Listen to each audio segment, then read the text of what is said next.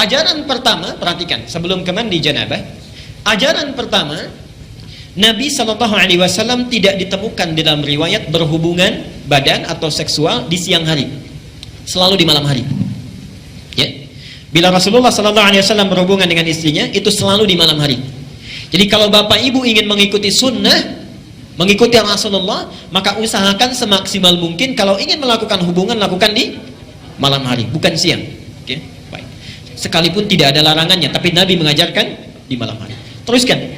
Kemudian setelah masuk kamar mandi, akan melakukan mandi. Setelah selesai, bukan wudhu ya, masuk kemudian akan mandi. Bagaimana cara mandinya, dan mandi itu disebut dengan mandi apa? Dalam istilah fikih, mandi setelah berhubungan suami istri itu disebut dengan mandi janabah atau mandi junub. Saya tulis bahasa Arab ya. Mandi janabah atau junub. Bukan janub tapi junub.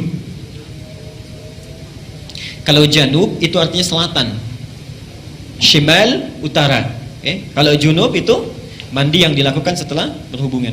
Perhatikan, janabah atau junub itu terambil dari kata al-janbu, janabah.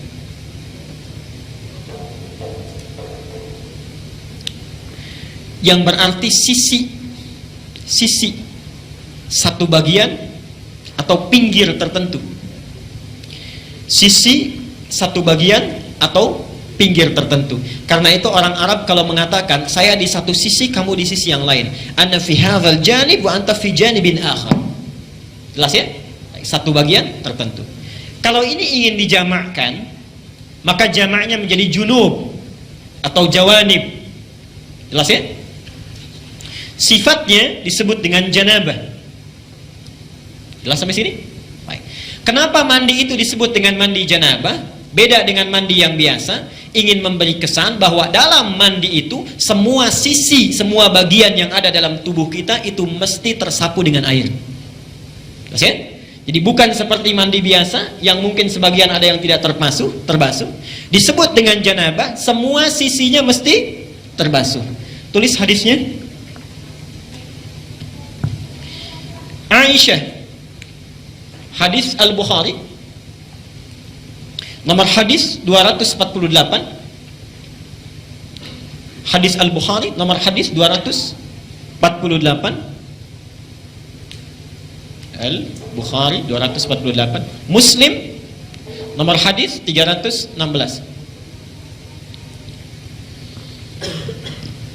Saya ajarkan caranya bagaimana Nabi mengajarkannya. Ini hadis riwayat Aisyah. Nanti yang kedua dari Maimunah binti Al-Harith. Mohon Bapak ya, Ibu fokus di sini. Barangkali sudah puluhan tahun ada yang keliru kita. Oke. Pertama, hadis riwayat Aisyah dulu. Rasulullah SAW ketika beliau hendak mandi janabah, itu yang dilakukan adalah menuangkan air dulu, membasuh kedua tangannya. Ya? Jadi dua tangannya dulu dibasuh. Kemudian setelah itu, ini gambaran umumnya, beliau berwudu seperti wudunya untuk sholat. Jelas sampai sini? Basuh tangan, berwudu seperti wudu untuk sholat.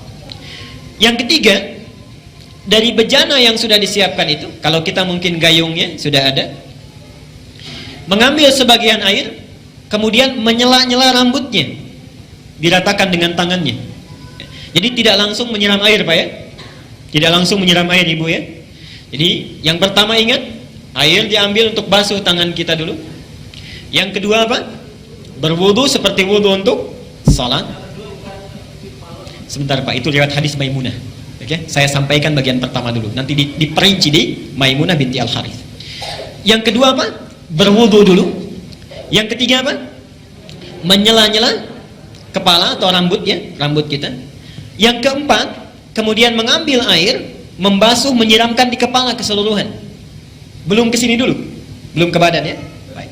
Saya ulangi pelan-pelan. Satu, mencuci tangan. Kedua, berwudu seperti untuk sholat. Ketiga, menyela-nyela rambut, meratakan keseluruhan. Keempat, menyiram rambut keseluruhan di kepala. Setelah itu, baru disiramkan secara keseluruhan. Jelas sampai sini? Disiramkan secara keseluruhan menggunakan sabun dan seterusnya. Ini gambaran hadis yang pertama yang umum sifatnya. Oke, baik. Coba kita lihat.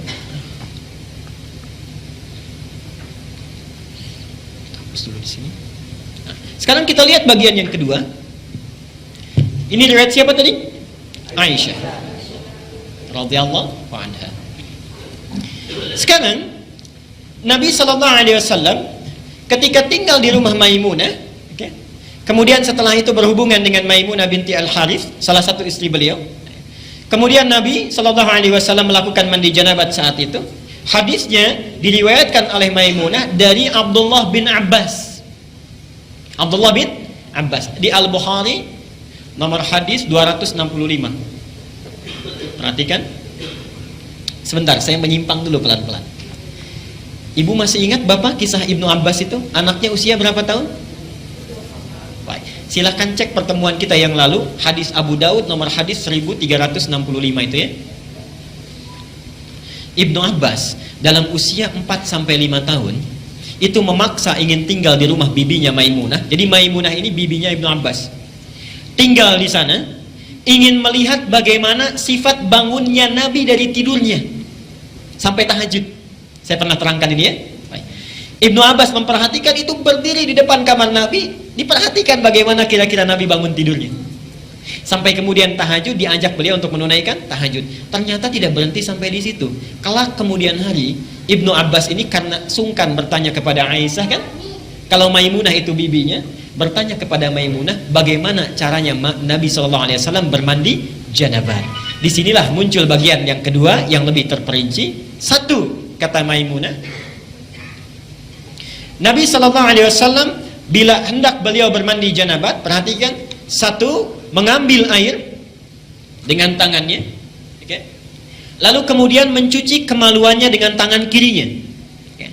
Nah, kalau Bapak tadi sampaikan, kalau ingin cari referensinya, itu bukan riwayat yang Aisyah, tapi riwayat Maimunah binti Al-Harith. Ini bagian yang pertama.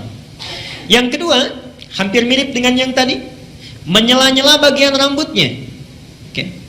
Bagi perempuan ada dua cara. Boleh diikat, dikepang, karena Maimunah itu juga pernah diikat, dikepang.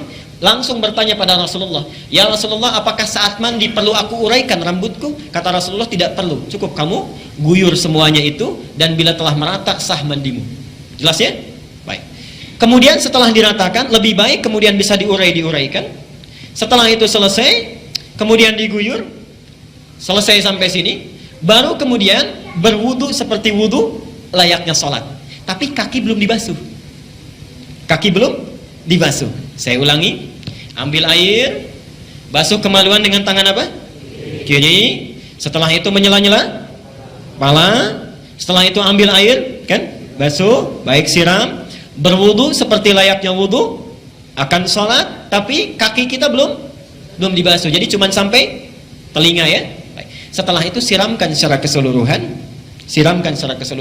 Terakhir setelah selesai baru cuci kaki.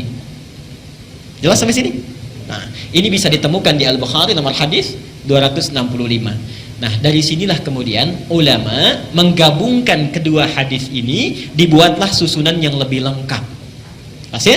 Baik, jadi dari yang pertama kalau kita gabungkan dua hadis ini, pertama mengambil air, cuci tangan dulu, riwayat Aisyahnya. Setelah tangan dicuci kemudian mencuci kemaluan. Setelah itu selesai, ada yang terlewat tadi, kalau di zaman Nabi setelah mencuci kemaluan dibasuh dengan air, lalu Nabi menepuk-tepukan ke tanah atau ke tembok ya. Itu maksudnya menghilangkan barangkali sebagian kuman-kuman yang masih menempel. Sifat tanah kan bisa menghilangkan, karena dulu belum ada sabun seperti sekarang. Kalau Bapak ingin ikut, Ibu ingin ikut sunnah Nabi, ikuti dengan cara yang cerdas. Jangan setelah dibasuh tempel-tempelkan ke tembok ini. Cukup pakai sabun, dicuci dengan sabun. Saya ulangi dari awal. Tangan dibasuh dulu, basuh kemaluan, kemudian cuci dengan sabun. Setelah itu sela-sela kan? Baik ya, sela-sela, basuh kepala keseluruhan, berwudu seperti layaknya untuk sholat sampai kakinya. Satukan, sampai kakinya. Baru setelah itu dibasuh secara keseluruhan, mandi dengan rapi. Kalau sudah dilakukan, tidak perlu wudu lagi. Ya, tidak perlu wudu lagi. Ada sahabat bertanya, ya Rasulullah, apakah saya perlu setelah mandi janabat itu berwudu kembali? Kata Nabi, harus seperti mandi apa lagi untuk membersihkan? Bahasanya metafor, harus seperti mandi apa lagi? Artinya setelah mandi tidak perlu wudu lagi. Jelas sampai sini? Baik.